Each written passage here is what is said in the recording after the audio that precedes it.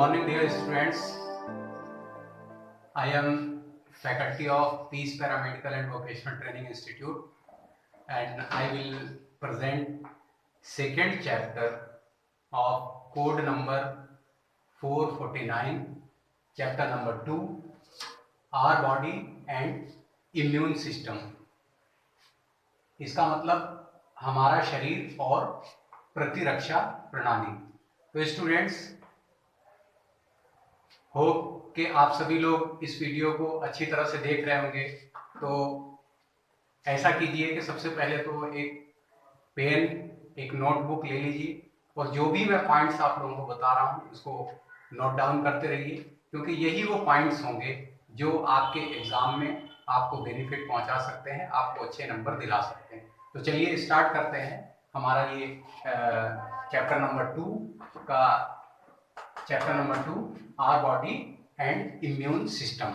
तो स्टूडेंट्स, जब हम इम्यून सिस्टम की बात करते हैं तो उससे पहले हम देख लें कि हमारे जो सराउंडिंग है, यानी हमारे चारों तरफ का जो एरिया है, उसके अंदर बहुत सारे, आप जानते होंगे अच्छी तरह से कि बहुत सारे इंसेक्ट्स पाए जाते हैं, कीड़े मकोड़े पाए जाते हैं, बैक्टीरिया पाए जाते हैं, डस्ट पार्टिकल्स पाए जाते हैं। इन सबको हम फॉरेन पार्टिकल्स के शब्द यूज कर सकते हैं। इसी तरह से कुछ कीड़े मकोड़े जो होते हैं उनके लिए हम पैथोजेंस का यूज कर सकते हैं। तो ये सारी की सारी चीजें हमारी बॉडी के अंदर पहुंचती हैं, जो हमारी बॉडी को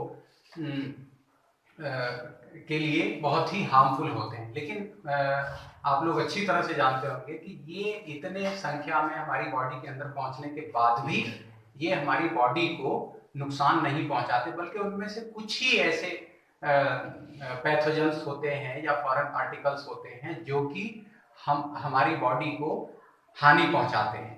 तो ऐसा क्यों होता है आप लोग जानते हैं? ऐसा स्टूडेंट्स इसलिए होता है कि हमारी बॉडी के अंदर अपने आप ही एक ऐसा सिस्टम, एक ऐसा फैक्टर मौजूद है जो उनसे लड़ने की क्षमता रखता है। यानी हमारी बॉडी के अंदर जो मौजूद फैक्टर है जो इनसे लड़ने की क्षमता रखता है, उसी को हम बोलते हैं इम्यूनिटी।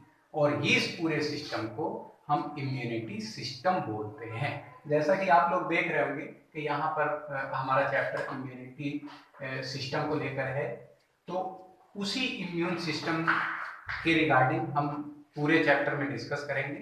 तो स्टूडेंट्स, इम्यूनिटी सिस्टम की अगर बात करें तो इम्यूनिटी सिस्टम दो प्रकार के होते हैं। एक तो होता है नेचुरल इम्यून सिस्टम, जिसको इनेट बोलते हैं, हिंदी में इसको बोलते हैं प्राकृतिक प्रतिरक्षा प्रणाली। इसी तरह से दूसरा होता है एक्वायर्ड इम्यून सिस्टम, जिसको हिंदी में बोलते हैं उपार्जित। तो स्टूडेंट्स, जैसा कि अपने नाम से लग रहा है कि नेचुरल इम्यून सिस्टम, यानी कि वो इस टाइप का इम्यून सिस्टम जो हमारी बॉडी में अपने आप ऑलरेडी अवेलेबल होता है और जन्म ही के समय हमें वो सारी की सारी चीजें मिली हुई होती हैं, उसको बोलते हैं नेचुरल इम्यून सिस्टम, यानी प्रकृति की तरफ से जो हमारे अंदर ऑलरेडी अवेलेबल है। दूसरा ये है स्टूडेंट्स एक्वायर्ड इम्यून सिस्टम, यानी कि उपार्जित, यानी आर्टिफिशियल तरीके से हम चीजों को मॉडिफाई करके जो हमारी बॉडी के लिए बेनिफिशियल हो उनको, या नेचुरल चीजों को ही लेते हैं या उनका यूज बॉडी में हम करते हैं, उसको बोलते हैं एक्वायर्ड इम्यून सिस्टम। जिससे हमारी बॉडी के अंदर इम्यूनिटी की अगर डिफिशियंसी होती है यानी कमी होती है तो वो क्या हो जाती है, कंप्लीट हो जाती है। तो स्टूडेंट्स, हम इन दोनों को वन बाय वन डिस्कस करेंगे। तो जैसा कि आप लोग यहाँ देख सकते हैं कि नेचुरल इम्यून सिस्टम जो पहला है, इसके ये 4 टाइप्स के हो सकते हैं स्टूडेंट्स, ये 4 टाइप्स के हो सकते हैं। यानी इम्यूनिटी जो है वो नेचुरल, वो 4 प्रकार से डिवाइड होगी। सबसे पहला है फिजिकल बैरियर्स, या इसको हम बोल सकते हैं फिजिकल इम्यून सिस्टम। बैरियर की जगह आप यूज कर सकते हैं इम्यून सिस्टम भी। तो फिजिकल इम्यून सिस्टम या फिजिकल बैरियर, इसके नाम से आप लोगों को लग रहा होगा फिजिकली, यानी जो चीजें, जिन चीजों को हम देख पा रहे हैं या महसूस कर पा रहे हैं। तो इसमें हमारे क्या क्या हो सकते हैं स्टूडेंट्स? फिजिकल बैरियर्स में हमारी स्किन हो सकती है, स्किन हो सकती है जो हमें बाहर के पार्टिकल से प्रोटेक्ट करती है।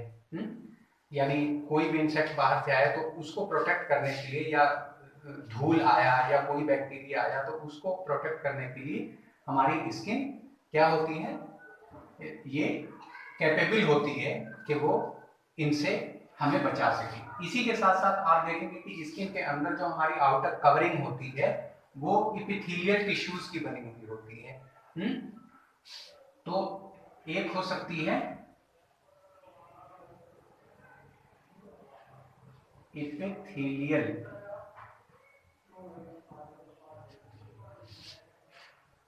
टिश्यूज हो सकते हैं हमारे। और स्टूडेंट्स क्या हो सकता है, आपने देखा होगा कि हमारे नोज होती है, और यहाँ पर आपने देखा होगा कि ये जो हमारी पूरी ट्रैकिया है, इस ट्रैकिया के अंदर जब हम सांस लेते हैं तो, और नेजल कैविटी, इस नाक के अंदर एक म्यूकस की लेयर पाई जाती है जिसे आमतौर से आप लोग बलगम भी बोलते हैं। तो एक तो ये हो गया म्यूकस,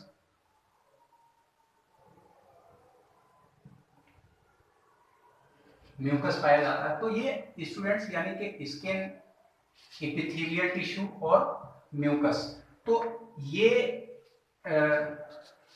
जो म्यूकस होता है इसके बारे में मैंने बताया। तो ये तीन चीजें फिजिकल बैरियर्स के अंदर आती हैं। अब स्टूडेंट्स हम बात करते हैं कि फिजियोलॉजिकल बैरियर्स क्या होते हैं जो हमारे इम्यून सिस्टम को बनाते हैं, या जो जिससे हमारी इम्यूनिटी बरकरार रहती है। तो देखते हैं फिजियोलॉजिकल। आपने देखा होगा कि यहाँ बकल कैविटी से ही माउथ के अंदर हमारे सलाइवा अवेलेबल होता है। तो एक तो हो सकता है,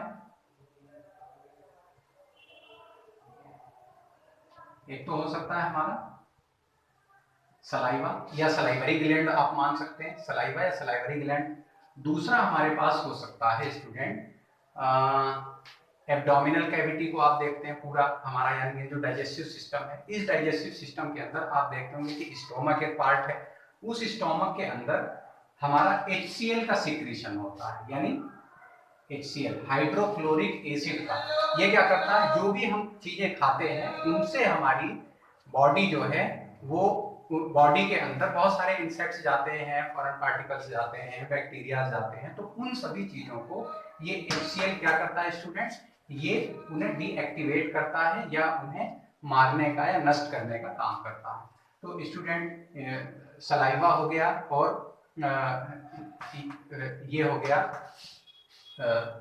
HCl का सिक्रीशन। इसी तरह से हमारी बॉडी के अंदर और बहुत सारे बैक्टीरिया को नष्ट करने के लिए मटेरियल या पार्ट्स अवेलेबल होते हैं। तो ये स्टूडेंट फिजियोलॉजिकल चीजें हुई। तीसरी चीज जिस पर हम डिस्कस करेंगे वो है सेल्यूलर बैरियर। तो स्टूडेंट्स सेल्यूलर बैरियर की अगर बात करें तो सेल्यूलर बैरियर्स वो होते हैं जिसको आपने लास्ट चैप्टर में पढ़ा होगा, जब आपको पीस पैरामेडिकल की फैकल्टी ने ब्लड के रिगार्डिंग पढ़ाया होगा। तो ये थर्ड चीज जो है हमारी, थर्ड बैरियर जो है वो है ब्लड से रिगार्डिंग। तो ब्लड के बारे में तो मैं पूरी चीज आप लोगों को नहीं बताऊंगा, लेकिन इसके बारे में मैं थोड़ा सा डिस्कशन आपको करूंगा कि ब्लड के अंदर जो हमारे WBCs पाए जाते हैं ये काम करते हैं। इसके अलावा हमने देखा कि एल्ब्यूमिन, ग्लोबुलिन, ये सारी चीजें प्रेजेंट होती हैं। तो यानी कि अब हम एक इम्यूनोलॉजिकल फैक्टर से या इम्यूनोलॉजिकल पॉइंट ऑफ व्यू से ग्लोबुलिन हमारे लिए बहुत आवश्यक है कि हम उसकी स्टडी करें। तो हम दूसरा ये देख सकते हैं कि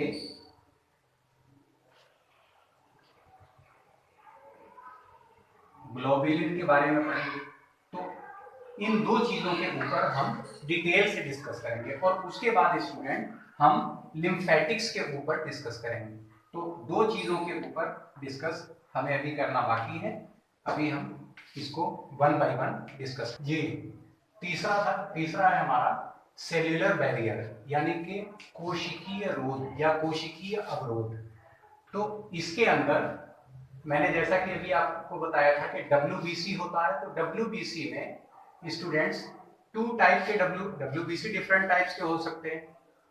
तो ये जो डब्ल्यूबीसी होता है उसमें या तो न्यूट्रोफिल्स या मोनोसाइट्स टाइप के या दोनों प्रकार के डब्ल्यूबीसीज होते हैं जो कि बॉडी के अंदर जो बैक्टीरियाज मौजूद होते हैं या जो आने वाले होते हैं, यानी कि बाहर से जो सांस के थ्रू या खाने के थ्रू हमारे ब्लड के अंदर मिक्स हो जाते हैं, तो उनको ये क्या करता है, मारने का काम करता है। यानी कि कोशिकीय रूप क्या है, ब्लड के अंदर कोशिका जो पाई जाती है वो डब्ल्यूबीसी भी पाई जाती है, यानी व्हाइट ब्लड सेल्स पाई जाती हैं। तो इनके जो दो रूप हैं वो क्या करते हैं, इम्यून सिस्टम को बरकरार रखने के लिए ये काफी सहायक होते हैं। दूसरा है student natural killer. Natural killer किसको बोलते हैं, लिम्फोसाइट्स को बोलते हैं। नेचुरल किलर लिम्फोसाइट्स को बोलते हैं। आपने स्टूडेंट्स लिम्फ का नाम सुना होगा कि या लसीका का नाम सुना होगा।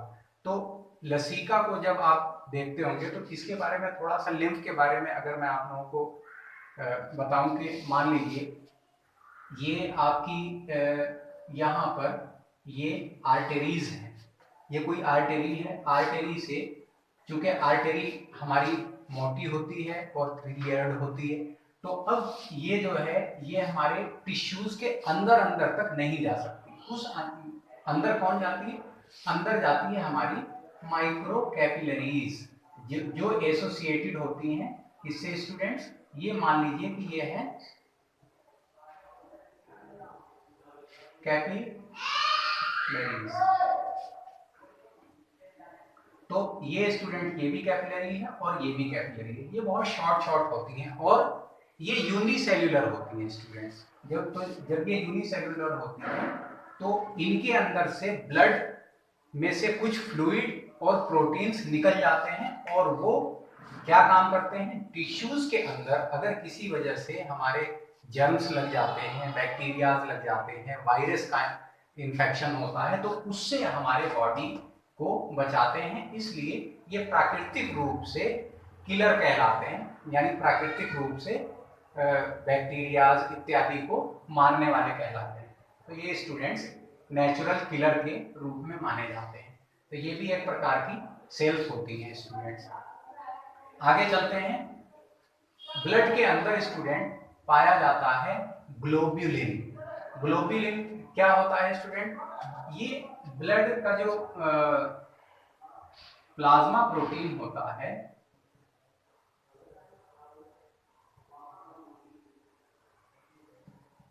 ये प्लाज्मा प्रोटीन या इसको ब्लड प्रोटीन भी कहते हैं स्टूडेंट्स, या इसको ब्लड प्रोटीन भी बोला जाता है। तो इसके अंदर ब्लड प्रोटीन के अंदर ग्लोबुलिन की मात्रा जो पाई जाती है वो 36 to 38% तक होती है। इसके अंदर प्लाज्मा प्रोटीन के अंदर। अब प्लाज्मा प्रोटीन में जो इतने परसेंट पाई जाती है, ये ग्लोबुलिन जो है स्टूडेंट वो फर्दर 2 टाइप्स की हो सकती है। एक तो होती है अल्फा ग्लोबुलिन, एक होती है बीटा ग्लोबुलिन और एक होती है गामा ग्लोबुलिन। ये मैंने तीनों के सिंबल बताए हैं, ये सिंबल इसी तरह का होता है, alpha, beta and gamma globulin. तो ये 3 टाइप की होती है, अल्फा, बीटा और गामा। अल्फा बीटा जो ग्लोबुलिन होती है स्टूडेंट्स, ये हमारे लीवर में बनती है। कहां पर बनती है, लीवर में। ये हमारे लीवर में बनती है और वहां से, लीवर में से बनने के बाद ये क्या कैरी करके ले जाती है,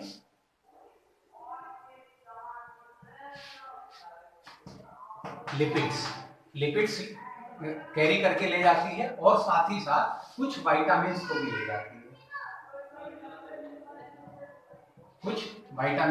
जाती है, और कहां लेकर जाती है, ये ब्लड में इसको घोल देती है।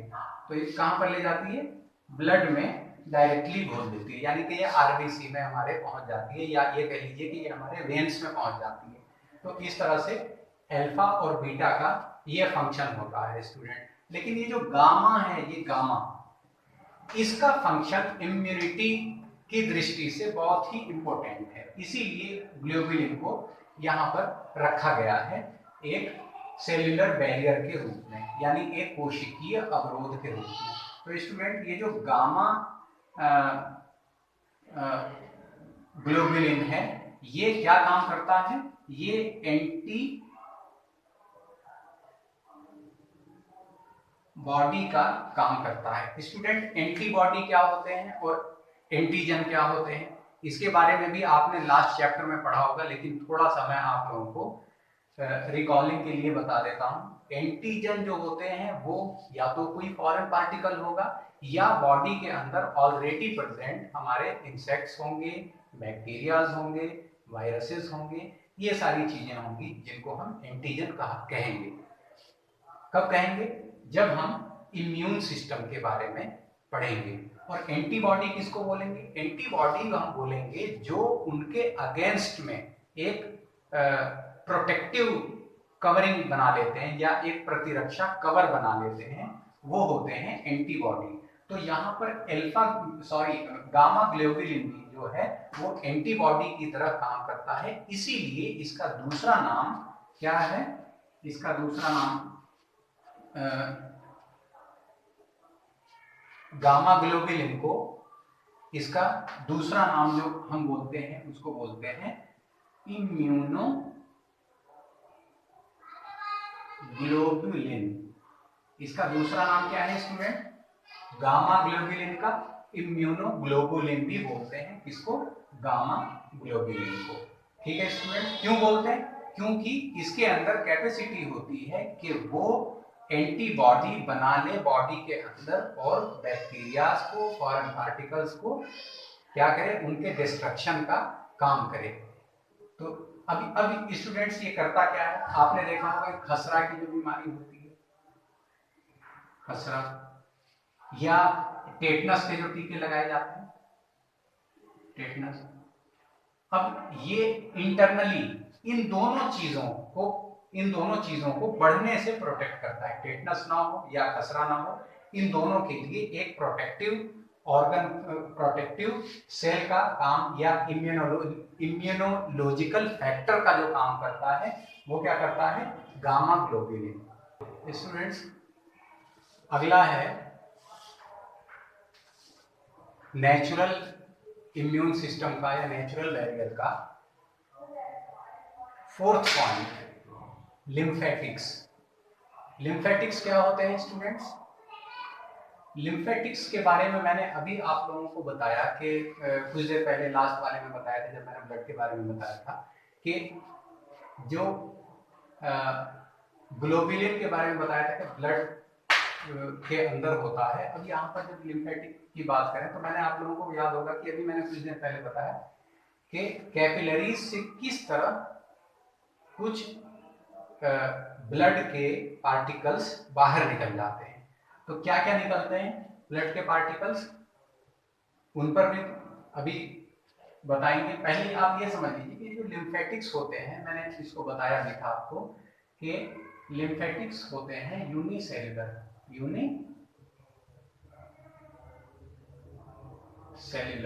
यानी एक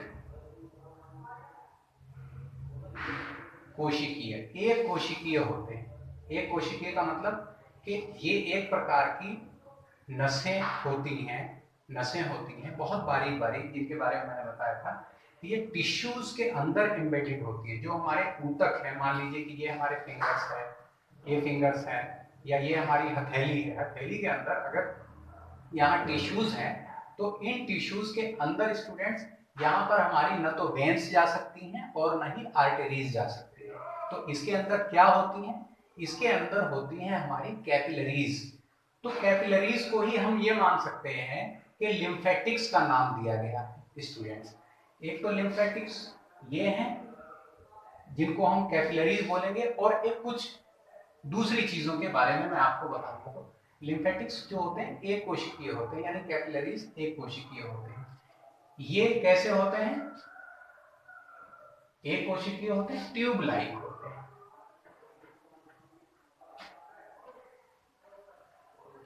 ट्यूब लाइक स्ट्रक्चर होती है इसकी। ट्यूब लाइक यानी कि एक नसों की तरह से होते हैं ये, और इनको कैपिलरीज भी बोल सकते हैं। तो इनके अंदर से कुछ चीजों का रिसाव होता है। किनका होता है रिसाव? एक तो होता है ब्लड फ्लूइड का रिसाव होता है। दूसरा किनका रिसाव हो सकता है? विटामिन का, ठीक है। और कुछ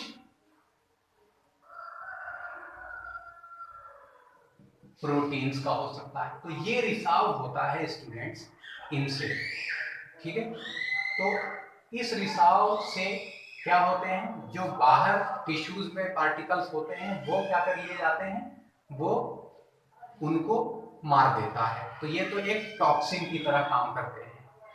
इनके लिए टॉक्सिन की तरह काम करते हैं। ये फॉरेन पार्टिकल्स या इंटरनली पार्टिकल्स जो होते हैं उनके लिए ये टॉक्सिन का काम करते हैं। अब स्टूडेंट्स ये दो तरह से फंक्शन करते हैं।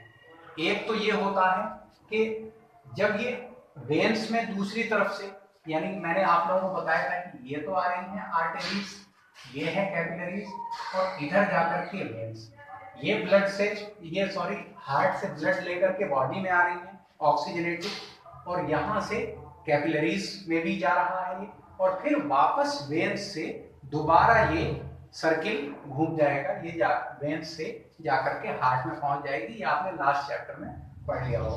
तो ये कैपिलरीज से दोबारा वेन्स में मिल जाती है। तो यानी ये कि एक तो ये कि ये क्या मिल जाती है, ये ब्लड लिम्फ किससे मिल जाती है, blood stream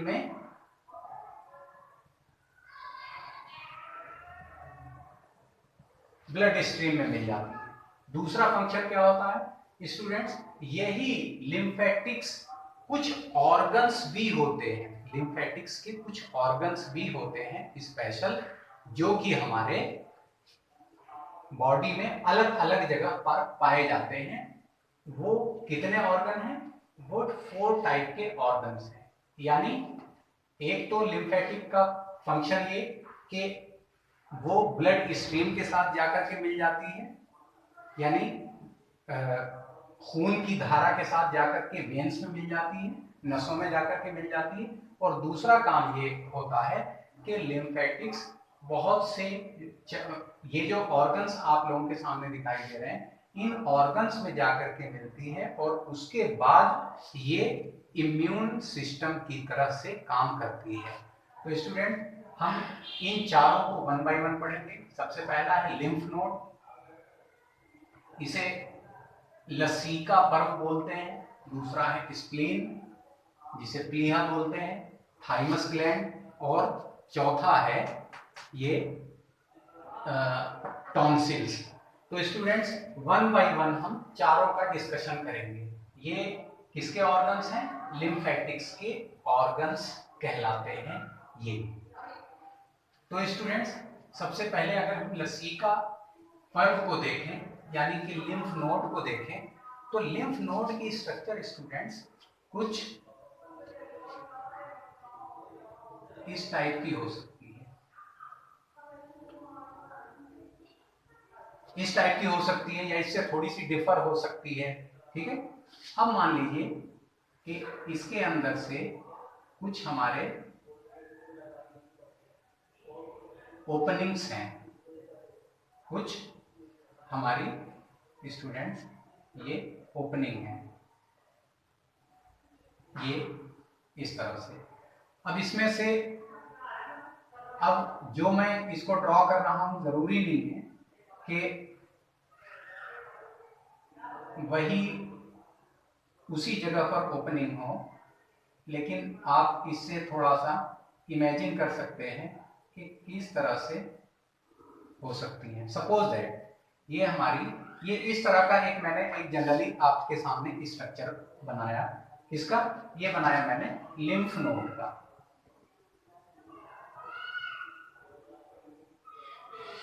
lymph node.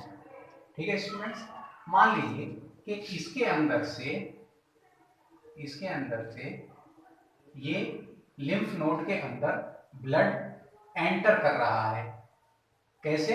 With foreign particles, यानी बैक्टीरियाज और इन सारी जो भी बॉडी के लिए हार्मफुल चीजें हैं जो इम्यूनिटी को डिस्टर्ब कर सकती हैं, उन सब को लेकर के ये इसमें पहुंच रहा है। यहाँ से इसकी ओपनिंग है और यहाँ से ये फिल्टर कर दे रहा है, फिल्टर करके दूसरी साइड से ये बाहर की तरफ निकाल दे रहा है। आप देख रहे होंगे कि किस तरह का एक मैंने छोटा सा इमेजिनरी आपको एक इमेज ड्रॉ करके बताई है।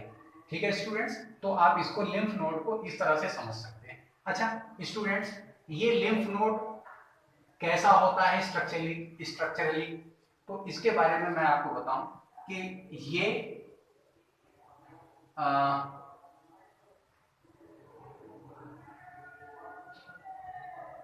बीन शेप्ड हो सकता है, कभी कभी ये किसी भी सीड जैसे आलमंड सीड के टाइप का हो सकता है, तो ये सीड टाइप हो सकता है, यानी सीड के शेप का हो सकता है। ठीक है स्टूडेंट्स, अब या इस स्मॉल सीड, कोई भी सीड हो सकती है, ये इस टाइप का हो सकता है। तो ये तो इसकी स्ट्रक्चर है। अब स्टूडेंट्स, इसकी पोजीशन या इसकी लोकेशन कहाँ पर होती है? तो स्टूडेंट्स, ये यूजुअली कहाँ पर पाया जाता है? यूजुअली ये पाया जाता है हमारे नेक में पाया जाता है, नेक में। ठीक है स्टूडेंट्स, और उससे नीचे चलिए तो हमारे थॉरेक्स में पाया जाता है। ठीक है स्टूडेंट्स, और हमारे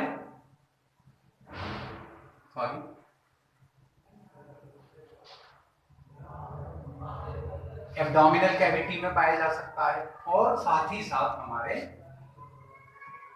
एक्जिला में भी ये अधिक मात्रा में पाया जाता है। यानी यहाँ पर तो पाए जाने की संभावनाएं बहुत ज्यादा होती हैं, तो आमतौर से इन जगह पर ये ज्यादा पाया जाता है। आगे है स्टूडेंट्स, इसके फंक्शंस क्या क्या हो सकते हैं। फंक्शंस यानी कि ये लिम्फ नोड जो है वो क्या क्या कार्य करता है। ठीक है स्टूडेंट्स, तो अभी मैंने जैसा कि आप लोगों को बताया था, यहाँ पर डायग्राम जब मैंने बनाया था, ये मान लीजिए कैप्सूल है पूरा, मैंने एक टिपिकल डायग्राम बनाने की कोशिश की है, यानी कि एक प्रारूपिक डायग्राम, ऐसा नहीं कि बिल्कुल इसी तरह का होता है। तो मैंने इसमें बताया है कि इस तरह से ये फॉरेन पार्टिकल्स के साथ लेकर के ये जो हमारा ब्लड फ्लूइड है वो लेकर के ये किसमें एंटर कर रहा है? ये एंटर कर रहा है स्टूडेंट लिम्फ नोड के अंदर। ये लिम्फ नोड का स्ट्रक्चर है, इसके अंदर एंटर कर रहा है, और यहाँ पर ये फिल्टर हो रहा है, यहाँ पर ये फिल्टर हो रहा है। इस पूरी जगह पर ये सारी की सारी जगह ये फिल्ट्रेशन का काम हो रहा है। फिल्ट्रेशन के बाद ये दूसरी तरफ को पुश कर दिया जा रहा है। तो इस तरह से हम समझ सकते हैं कि इसका काम क्या है, मेन फंक्शन क्या है इसका काम है फिल्ट्रेशन का। फिल्ट्रेशन का काम है इसका। ठीक है स्टूडेंट, तो एक काम तो इसका क्या हुआ कि ये बैक्टीरियल पार्टिकल्स का फिल्टर करता है। इसका फिल्ट्रेशन ऑफ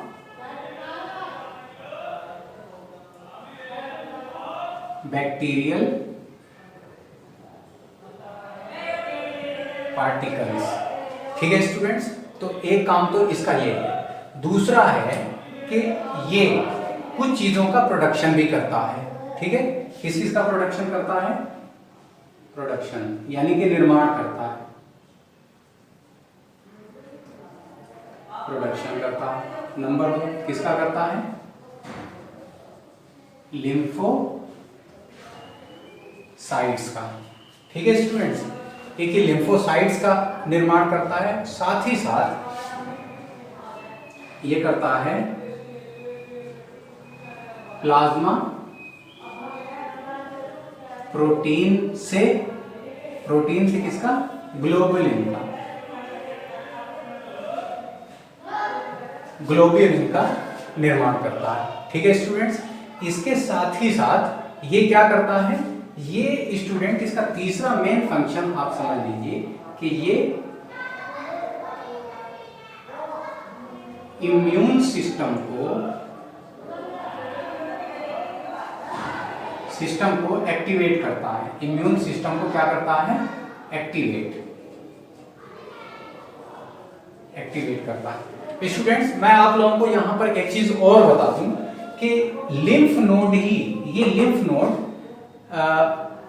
क्या काम करता है, लिम्फ जो होता है वो इसी लिम्फ नोड के थ्रू ही ट्रेवल करता है। ठीक है स्टूडेंट्स, तो यानी कि अगर कहीं पर लिम्फ है तो वो लिम्फ यानी कि लसीका है, तो लसीका के अंदर, लसीका हम बोलते हैं जो बॉडी के अंदर आमतौर से आप बोल सकते हैं जो मवाद होती है उसके अंदर प्रेजेंट, वो एक लसीका टाइप की होती है। ये अंदर की तरफ जो होती है वो कलरलेस होती है, बाहर आने के बाद इसमें जो है वो कलरफुल हो जाती है। तो स्टूडेंट ये जो लिम्फ को लेकर के आता है, तो ये कौन, इसका वाहक कह सकते हैं इसको, तो ये क्या होता है, लिम्फ नोड होता है। तो इसी तरह से ये इम्यून सिस्टम को एक्टिवेट कर देता है। जैसे ही लिम्फ को लेकर के आएगा, लिम्फ के बाद ये छानना शुरू कर देगा।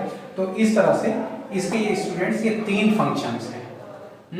मैंने आप लोगों को इसमें बताया कि लिम्फेटिक्स जो होते हैं वो क्या होता है, उसका फंक्शन क्या होता है, फंक्शन के बाद उसके वो 2 तरह से फंक्शन करता है, एक तो ब्लड स्ट्रीम के साथ मिलकर के बैक्टीरिया का नष्ट करता है, और दूसरा कुछ अंगों के द्वारा बैक्टीरिया का नष्ट करता है। तो वो कौन कौन से अंग हैं, लिम्फ नोड है, स्प्लीन है, थाइमस ग्लैंड है और टॉन्सिल है, जिसमें से हमने पहले वाले की अभी बात की, लसीका पर यानी लिम्फ नोड की। उसके उस लिम्फ नोड कहाँ पर पाया जाता है, किस टाइप का होता है और उसके फंक्शंस क्या क्या होते हैं, ये मैंने आपको बताया। इसके बाद हम दूसरे पर अभी चर्चा करेंगे, वो है स्प्लीन यानी कि प्लीहा।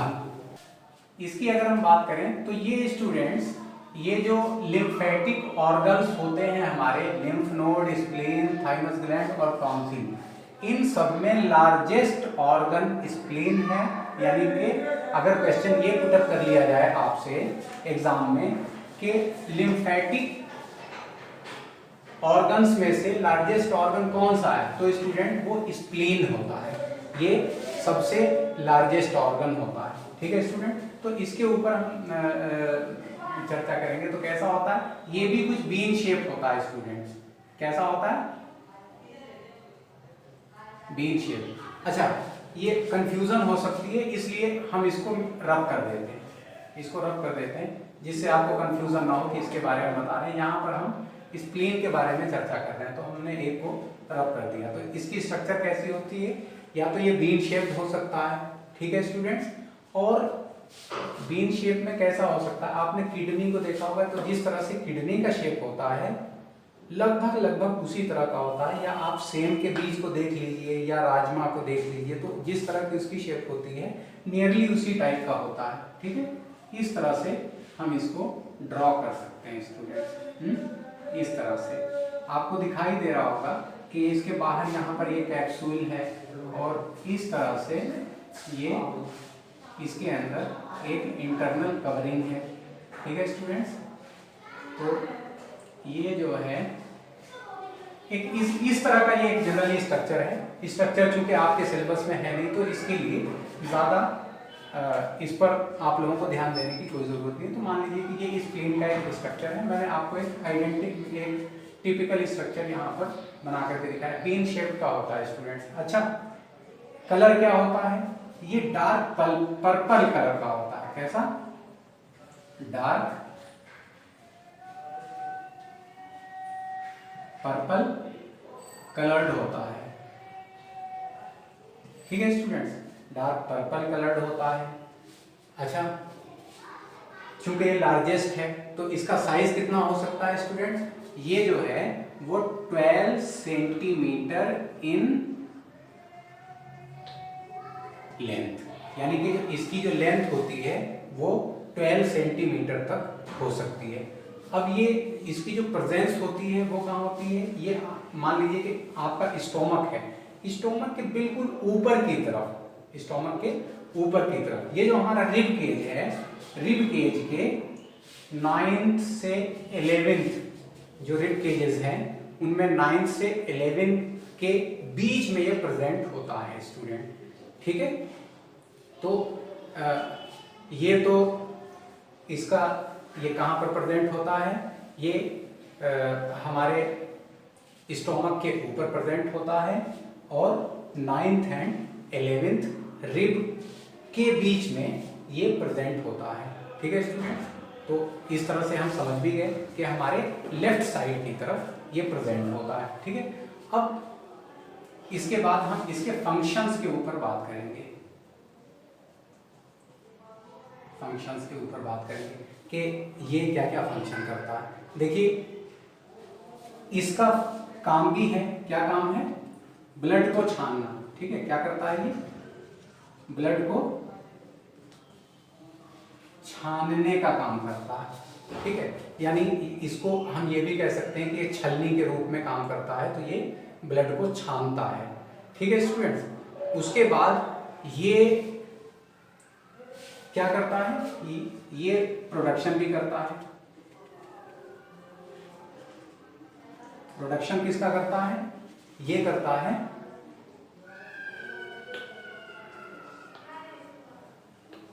लिम्फोसाइट्स का प्रोडक्शन करता है, ठीक है।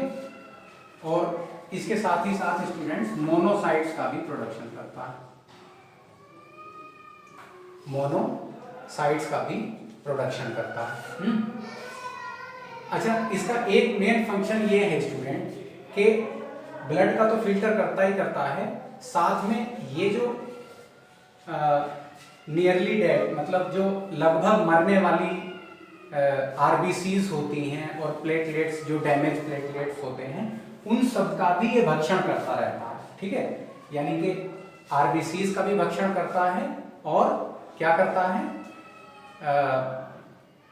प्लेटलेट्स जो डैमेज हो रही हैं उनका भी भक्षण करता है और साथ ही साथ बैक्टीरिया फिल्ड ब्लड को भी ये उनका भी भक्षण करता है। और इस तरह से ये एंटीबॉडी का भी काम करता है और कचरे की सफाई का, यानी कि एक रिसाइकिलर की तरह काम करता है। ये क्या करता है, रिसाइकिल बिन की तरह, ठीक है। यानी ये एक गार्बेज बॉक्स भी बोल सकते हैं या रिसाइकिल बिन की तरह ये काम करता है, ठीक है स्टूडेंट्स। तो हमने स्प्लीन के कार्य के बारे में भी चर्चा कर ली। अब हमारा अगला टॉपिक है थाइमस ग्लैंड, उसके बारे में पढ़ेंगे। हाँ स्टूडेंट्स, थाइमस ग्लैंड तीसरा हमारा क्या है, थाइमस ग्लैंड। तो थाइमस ग्लैंड कैसा होता है, थाइमस ग्लैंड 2 कवर का होता है स्टूडेंट, यानी बाइलोब। ये बाइलोब होता है और त्रिकोणीय होता है। मान लीजिए कि ये कुछ इस तरह का इसकी शेप हो सकती है, ठीक है। तो एक क्या हो सकता है, ये ट्रायंगुलर, एक बाइलोब हो सकता है और ट्रायंगुलर हो सकता है और लगभग 10 से 15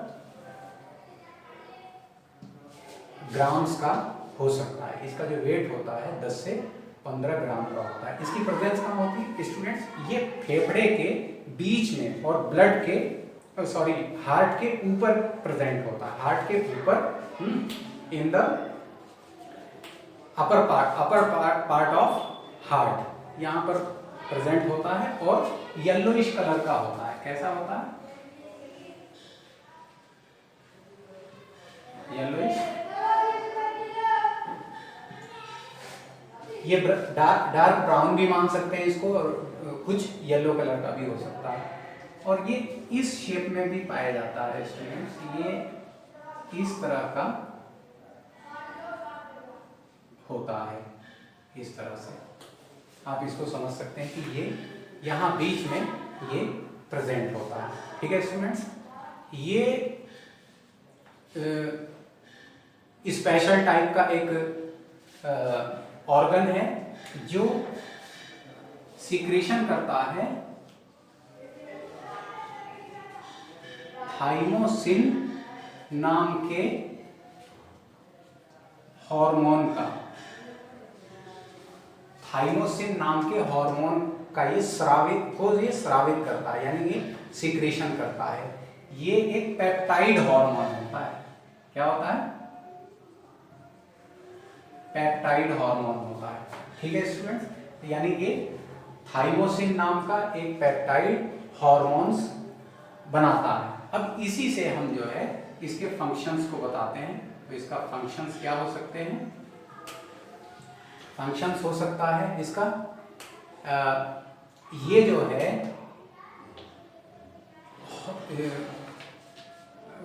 हार्मोन्स जब बनाता है, तो हार्मोन्स जब इसके बनते हैं तो उससे टी सेल्स का क्या कर देता है? ये विभेदीकरण कर देता है। विभेदीकरण यानी कि टी सेल्स को अलग कर देता है। ठीक है, देखिए जब लिम्फोसाइट्स बनते हैं तो लिम्फोसाइट्स में जो 100% लिम्फोसाइट्स होता है, यानी कि 100% लिम्फोसाइट्स, उनमें से 25% जो लिम्फोसाइट्स होते हैं वो बोन मरो के अंदर ही रह जाते हैं, और जबकि 75% जो लिम्फोसाइट्स होते हैं वो कहाँ आ जाते हैं? वो आ जाते हैं थाइमस ग्लैंड में। और क्या कैसे आते हैं? टी सेल कहलाते हैं। देखो, टी सेल कहलाते हैं, यानी कि जब लिम्फोसाइट्स का सेपरेशन होता है तो 25% प्लस 75%, तो ये जो 25% जो बोन मैरो में होते हैं उन्हें बोलते हैं बी सेल या बी लिम्फोसाइट। इसी तरह से जो थाइमस ग्लैंड में आ जाते हैं उन्हें बोलते हैं टी सेल या टी लिम्फोसाइट। ठीक है स्टूडेंट्स, तो ये दोनों के बीच सेपरेशन हो गया। तो ये कौन करता है? कौन इसके लिए रिस्पॉन्सिबल है? ये पेप्टाइड हार्मोन जिसका नाम है थाइमोसिन, वो रिस्पॉन्सिबल होता है 75% को थाइमस ग्लैंड तक लाने के लिए। ठीक है स्टूडेंट्स, तो ये इसका एक मेजर फंक्शन होता है। एक चीज और स्टूडेंट इससे रिलेटेड आपको समझने की जरूरत है कि ये जो थाइमस ग्लैंड होता है ये एम्ब्रियोनिक स्टेज में, इसका एक फंक्शन मैं आप लोगों को और बताता चलूं कि एम्ब्रियोनिक स्टेज में, यानी कि बर्थ से पहले इसका डेवलपमेंट शुरू हो जाता है, और बर्थ से लेकर प्यूबर्टी फेज तक, यानी कि यौवन अवस्था तक इसके आकार में बढ़ोतरी होती रहती है, इसके साइज में इंक्रीमेंट होता रहता है, लेकिन उसके बाद इसका आकार डिक्रीज होना शुरू हो जाता है। तो ये इसके मैंने फंक्शंस आपको बताए, और इसके शेप कलर के बारे में मैंने बताया। अब लास्ट में हम बात करेंगे टॉन्सिल के बारे में स्टूडेंट्स।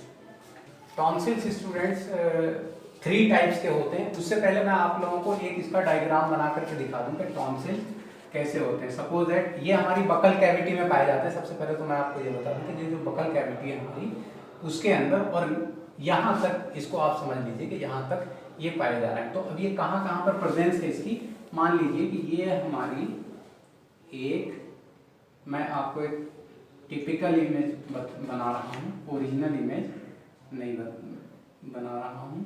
ये मान लीजिए कि ये हमारे टीथ्स हैं, ये हमारे टीथ्स हैं। तो एक तो टॉन्सिल्स हमारे अपर जॉ जो होती है, अपर जॉ, वहां पर प्रेजेंस होते हैं, अपर जॉ पर प्रेजेंस होते हैं। दूसरा हमारे साइडों में प्रेजेंस होते हैं, साइडों में प्रेजेंस होते हैं, इधर और इधर की तरफ। और तीसरा होते हैं ये जो हमारी टंग होती है, टंग के पीछे की तरफ, पोस्टेरियर पार्ट पर। तो मान लीजिए कि ये हमारी टंग है, तो इसके जो पोस्टेरियर पार्ट होगा इस जगह एक वहां पर प्रेजेंट होंगे। तो ये एक तो हमारा यहां पर प्रेजेंट हो गया और एक यहां और एक यहां। तो ये जो होगा वो तो होगा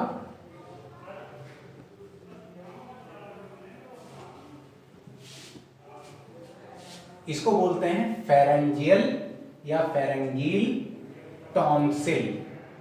ठीक है स्टूडेंट्स, और ये जो होता है वो पैलेटाइन टॉन्सिल होते हैं। और ये स्टूडेंट जो हमारी टंग के पास होता है इसको बोलते हैं लिंगुअल टॉन्सिल। तो हमारे ये 3 टाइप के टॉन्सिल होते हैं। प्रेजेंट उपस्थिति कहाँ पर होती है, प्रेजेंट कहाँ पर होते हैं, मैंने आपको 3 जगह बताया। यानी कि एक तो पैलेटाइन जो हमारे दोनों साइड में होते हैं बक्कल कैविटी के, दूसरा होता है लिंगुअल जो हमारी जबान के पीछे की तरफ होता है, और तीसरा फेरेंजियल जो हमारे अपर जॉ के ऊपर की तरफ, ऊपरी जो अपर जॉ हमारा ऊपरी जो नेजल कैविटी से जाकर के मिलता है वहां पर ये प्रेजेंट होते हैं। ठीक है, अब इसके हम फंक्शंस पर बात करेंगे स्टूडेंट्स। इसके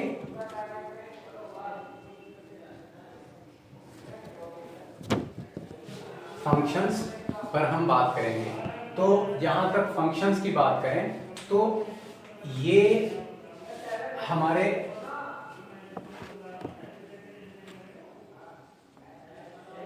रेस्पिरेटरी या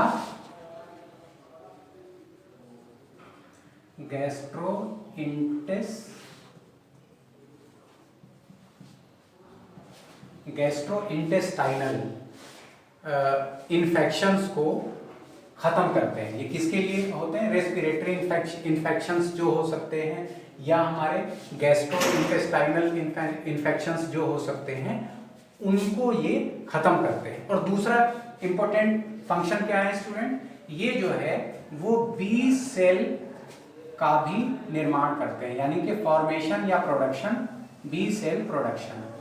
ठीक है स्टूडेंट, तो ये बी सेल्स का भी प्रोडक्शन करते हैं जिसके बारे में मैंने आप लोगों को बताया था। ठीक है, ये जो एंटीबॉडीज जो बनाते हैं, ये एंटीबॉडीज भी बनाते हैं।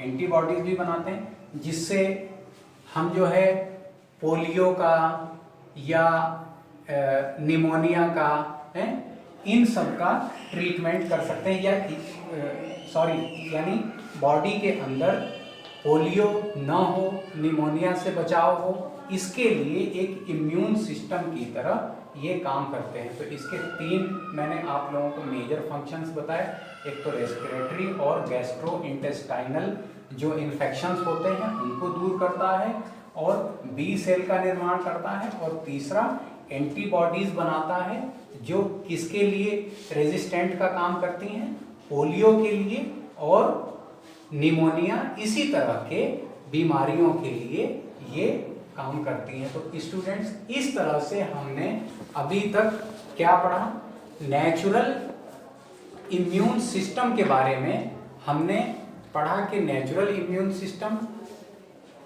4 टाइप के होते हैं, और उन 4 टाइप्स में से जो 4th पार्ट है हमारा लिम्फेटिक्स, उसके भी 4 ऑर्गन्स होते हैं। उन 4 ऑर्गन्स, वो 4 ऑर्गन्स कौन कौन से हैं उनका हमने डिटेल्ड स्ट्रक्चर और उनके फंक्शंस के बारे में अच्छी तरह से पढ़ लिया है। और उम्मीद ये की जाती है आप लोगों से कि ये जितना कुछ पढ़ा है नेचुरल इम्यून सिस्टम के बारे में, उससे आप लोग बहुत अच्छी तरह से लर्न कर पाए होंगे, समझ पाए होंगे, नोट डाउन किया होगा। इसके बाद हम आगे चलेंगे एक्वायर्ड इम्यून सिस्टम की तरफ। हाँ स्टूडेंट्स, तो दूसरा है हमारा एक्वायर्ड इम्यून सिस्टम, यानी उपार्जित प्रतिरक्षा प्रणाली। इसके बारे में आप लोग बहुत ज़्यादा डिटेल से बताने की ज़रूरत नहीं है, आप लोग टीकाकरण को जानते ही होंगे कि टीकाकरण से क्या होता है। एक्चुअली होता यह है कि जब हमारी बॉडी के अंदर किसी रोग के प्रति जो किसी एनवायरनमेंट में हो, यानी मान लीजिए कि हम आज जिस जगह पर प्रेजेंट हैं दूसरे किसी स्टेट में जाते हैं या किसी दूसरी कंट्री में जाते हैं तो वहाँ का एनवायरनमेंट डिफर होता है। एक तो ये, दूसरा ये कि अलग अलग प्रकार की बीमारियाँ, महामारियाँ होती हैं जो वेदर के चेंज होने के कारण आ जाती हैं या किसी इंसेक्ट के, किसी फॉरेन पार्टिकल के अचानक से आक्रमण करने पर आ जाती है।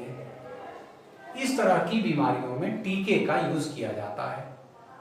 सामान्य बीमारी जैसे टेटनस होता है, सेप्टिक का टीका लगाया जाता है, इसी तरह से डिप्थीरिया के टीके लगाए जाते हैं। तो ये जो होते हैं वो तो सामान्य टीके हैं, उसके अलावा और भी बहुत सारी चीज़ें बनाई जाती हैं।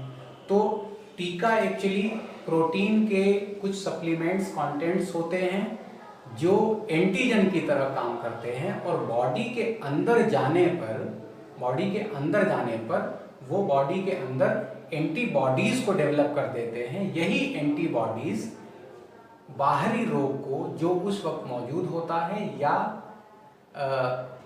जैसे टेटनस है तो अगर ये बॉडी के अंदर आ गया या कोई और इन्फेक्शन आ गया तो उसकी अगर हमने वैक्सीन के तौर पर यानी टीका के तौर पर मेडिसिन यूज़ की तो बॉडी के अंदर उसकी एंटीबॉडी बन गई और एंटीबॉडी बनने के बाद वो उसके प्रति एक रेजिस्टेंट के तौर पर काम करता है। तो इस तरह से टीकाकरण हमारे एक्वायर्ड इम्यून सिस्टम में का एक हिस्सा है, वो इसमें आता है।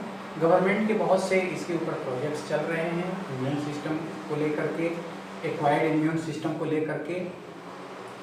अमेरिका और इंडिया का वर्ल्ड में पहला स्थान है जो कि वैक्सीनेशन के ऊपर एक बहुत बड़ा काम कर रही हैं।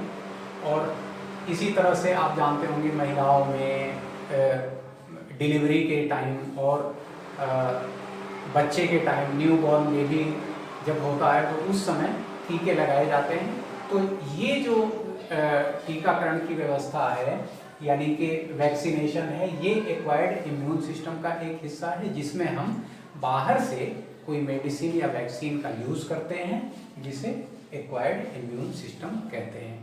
तो ये आज हमने अपने कंप्लीट टॉपिक को कवर किया।